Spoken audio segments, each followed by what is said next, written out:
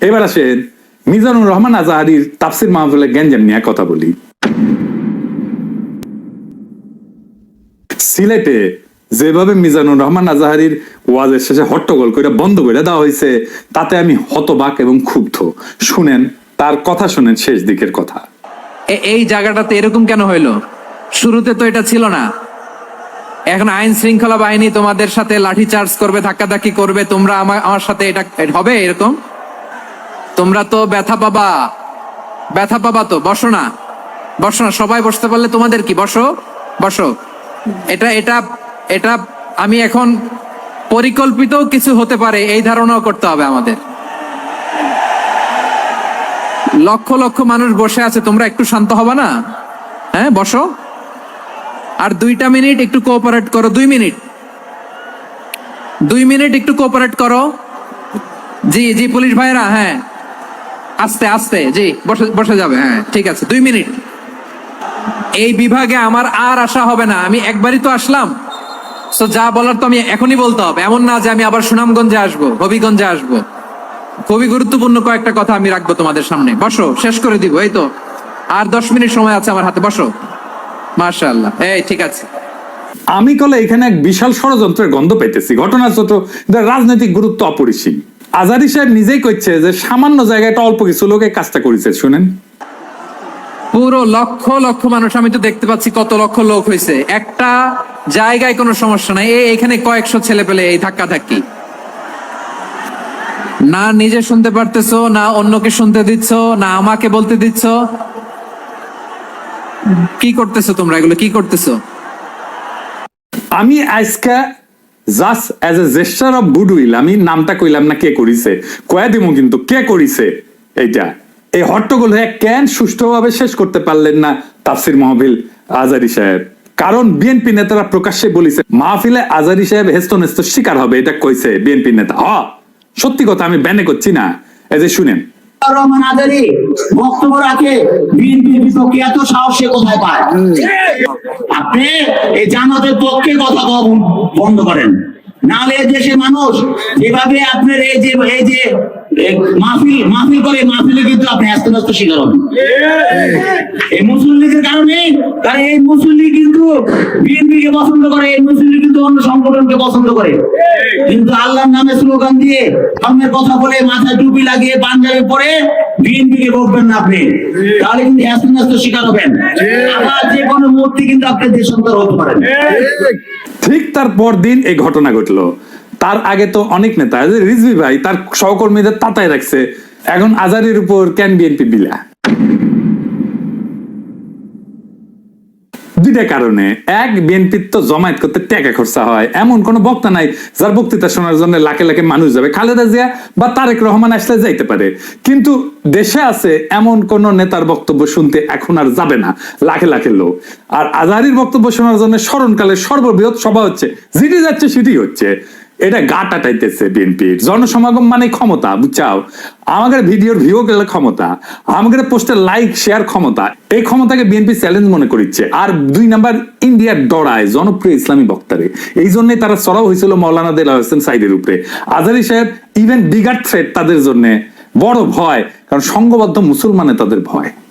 আজহারী জামাত করে না, তার বয়স কম, তারা যুদ্ধাপরাধী বানাইতে পারবে না। চমৎকার কথা বলে, আধুনিক, মননশীল, অপূর্ব সুন্দর গলা আর চেহারা, মাশাআল্লাহ, ইংরেজি বলতে পারে ভালো। এইরকম একজন দায়ীকে কোনোভাবে টলারেট করবে ইন্ডিয়া? করবে না।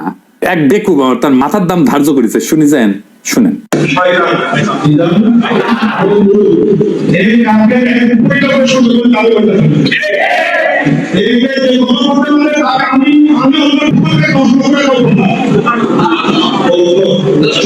দেখেছেন তার জানের উপরে উঠে গেছে।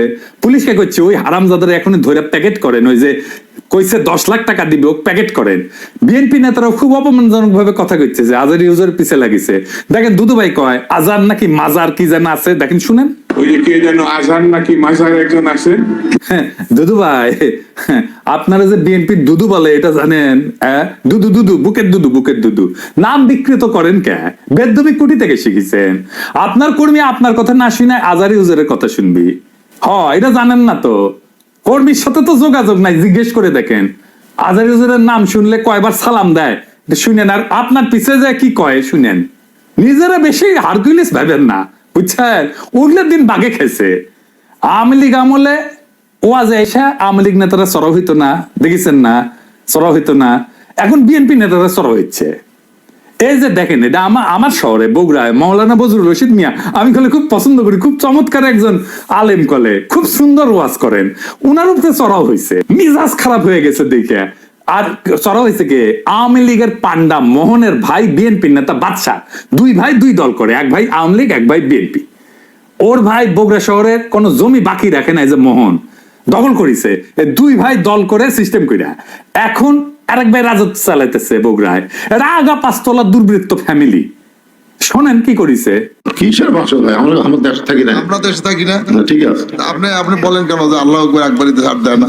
আমাদের প্রত্যেকটা প্রোগ্রামে দেখুন না, না এই জায়গা তুমি কি বুঝতে পারছো? চাকে শোনেন না না এখানে যে কোরআন শরীফ তেলাওয়াত হলো, একবারই দিছে আল্লাহ আকবার, হাম্মাম কথা আর দেয়নি, এরকম ঠিক না। তার মানে দিছে তো? না তার মানে দেয়নি, দিছে তো। একবার দেখ 10 বার দেখ দিছে। আপনার কোন আওয়ামী লীগের মধ্যে দিছে? আপনি তো বললেন একবারই দিছে আর দেয়নি, এটা তো ঠিক না। আমি একটু আমার প্রধান বক্তার সাথে দ্বিধার করেছিলাম যে উনি বলতে চেয়েছিলেন যে একবারই হাম্মাম সাহেব বলছেন, তারপর কি বলছেন আমি আসলে এই করি, যখন বলছে একবার বলেছেন আমি সেটাকে দ্বিধার করেছি। আমরা ইসলাম কারো ব্যক্তিগত সম্পত্তি নয়, ইসলাম সকল মুসলমানের সম্পত্তি। কেউ যদি মনে করে এটা আমার ইসলাম আমার একাডি আর করো না, এটা তো সঠিক না। যারা ক্ষমতার থাকতে যা করেনি, এরা ক্ষমতার যাওয়ার আগেই তার সাথে বেশি করতেছে। ধরে কোন কথা ঠিক কি না? রাধাবার সাথে আউট হয়ে গেছে। মাহফিলে যারা যাবেন, কোন রাজনৈতিক নেতা যদি আলেমের সাথে বেদবি করে না, একেবারে পায়দা ফেলাবেন, পারমিশন দিলাম, আমার নামে যেন কেস দেয়, আমি কয়ে দিছি। আর হুজুরেরা আপনাদের বলি, বেদবি নিয়েন না।